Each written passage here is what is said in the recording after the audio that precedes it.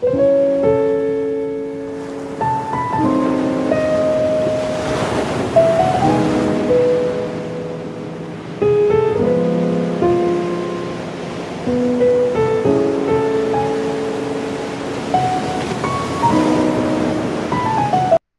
coucou, bonjour à tous. Alors aujourd'hui, nous allons faire une nouveauté.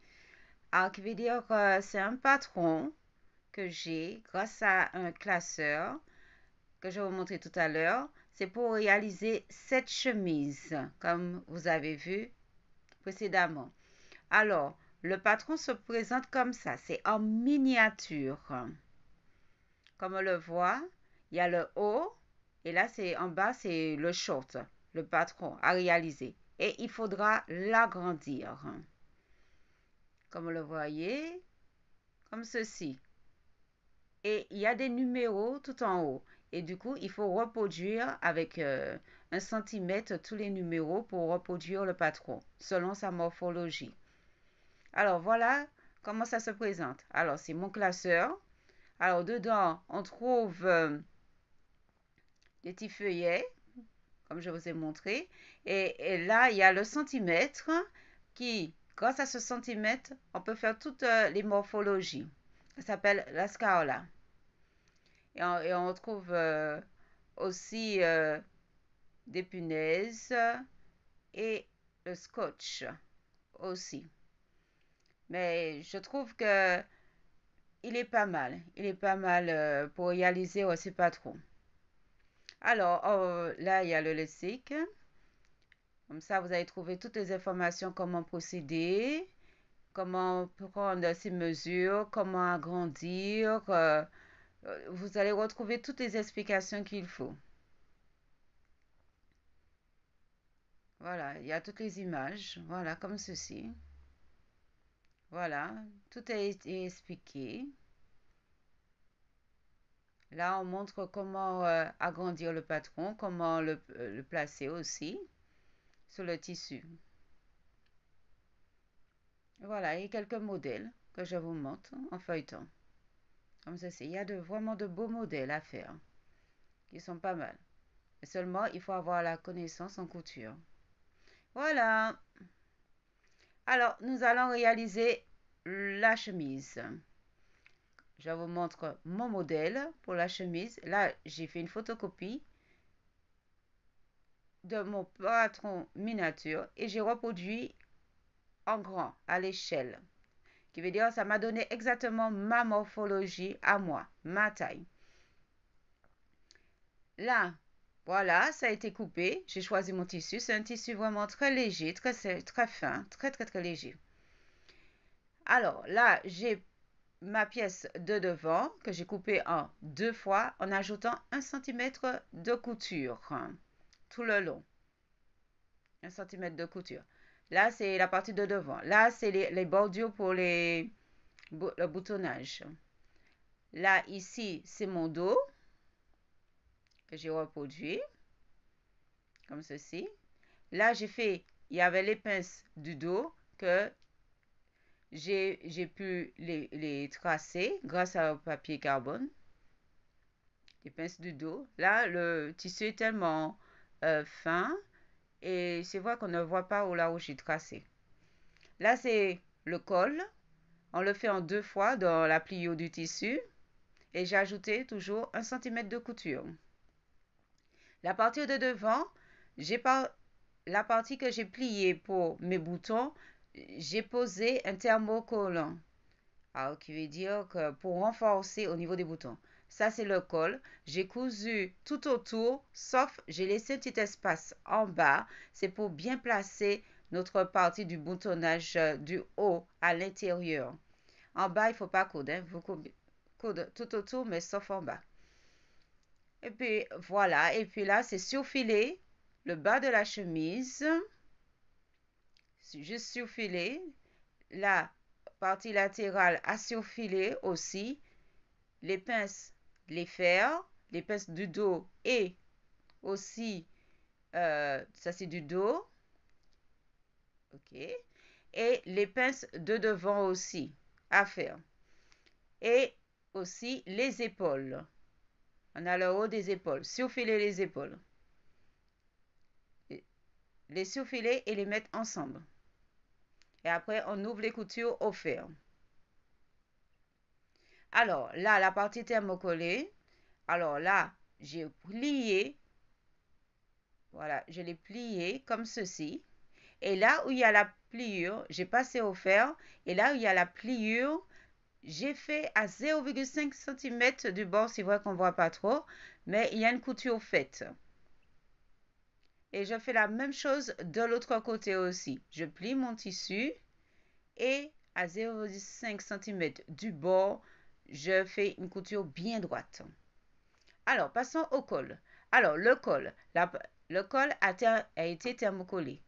Voilà, thermocollé, une seule face, hein, thermocollé, et l'autre côté, non.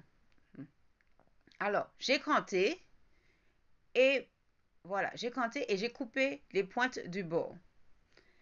Alors, la partie thermocollée, on le place sur l'endroit, pour se repérer sur l'endroit du tissu. Ça, c'est l'intérieur, hein. Partie vous coude. Ça, c'est le boutonnage en pli. Ne pas oublier de plier pour quand on met le col. C'est pour coudre. Alors, bien coudre pour faire l'intérieur. Coudre avec le col. J'espère que vous voyez bien. Je vais refaire comme ça pour que...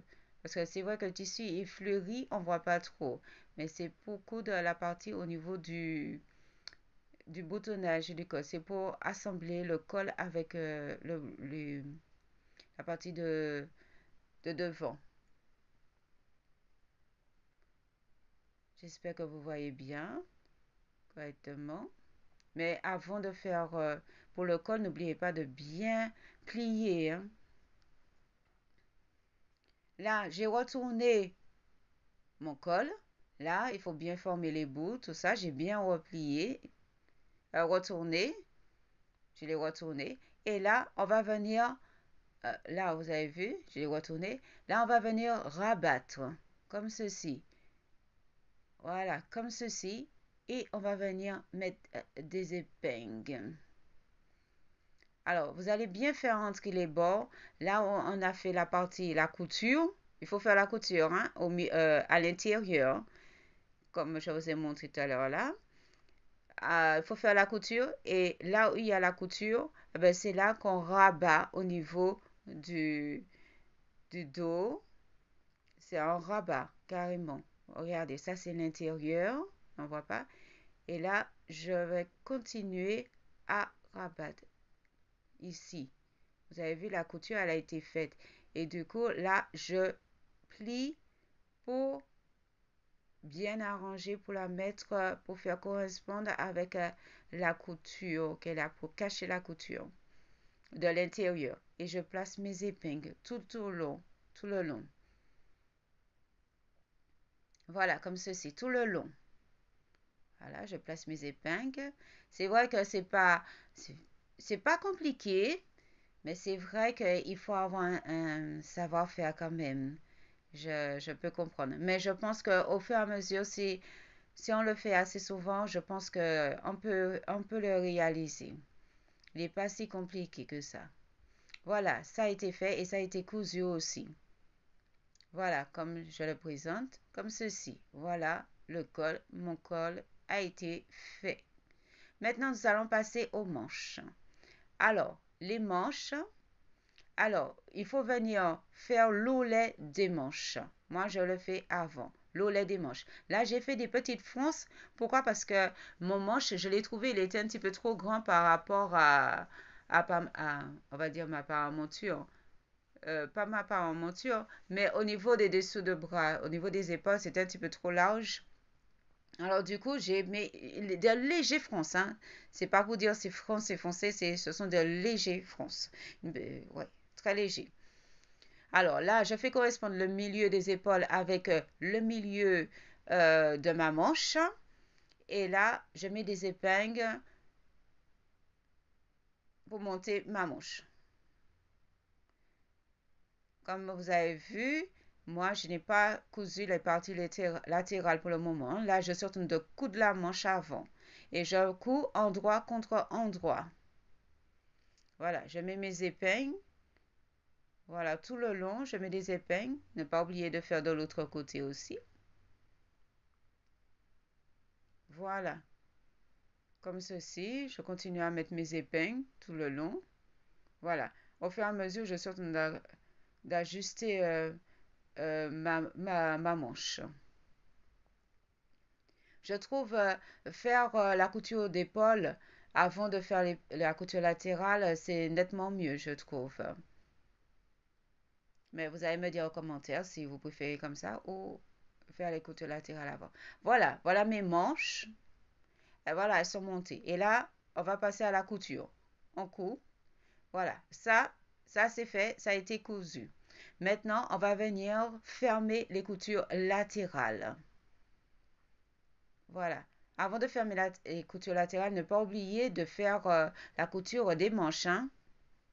Je l'avais précisé bien avant, mais pour ne pas oublier, faire la couture des manches. Et puis, voilà, et puis on fait les coutures latérales pour fermer notre haut des deux côtés. Ça y est, ça a été fait. Je l'ai cousu. Voilà, ça c'est les épaules. Là, je l'ai cousu. J'ai cousu ma manche, comme on le voit ici. Voilà, et j'ai fermé. Voilà, j'ai fermé aussi ma couture latérale aussi. Voilà. Et je l'ai fermé, j'ai passé à la surjeteuse. Maintenant, nous allons passer au boutonnage. On va faire les boutons de notre chemise. Alors là, pour faire mes boutons, mes ouvertures, j'ai utilisé un séparateur de boutons. Un séparateur de boutons. Mhm. Comme ceci, comme vous le voyez. Voilà, c'est un séparateur de boutons qu'on peut trouver, je pense, en mercerie.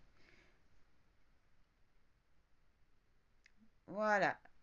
Alors, sur le mannequin, je vais venir poser ma chemise. Mais là, je vous montre, j'ai fait le col avec les manches, tout ce qui s'ensuit. Voilà. Je veux dire, la chemise est presque terminée. L'ouverture a été faite. L'ouverture a été faite avec la machine à coudre, qui veut dire avec la machine à coudre, avec les explications.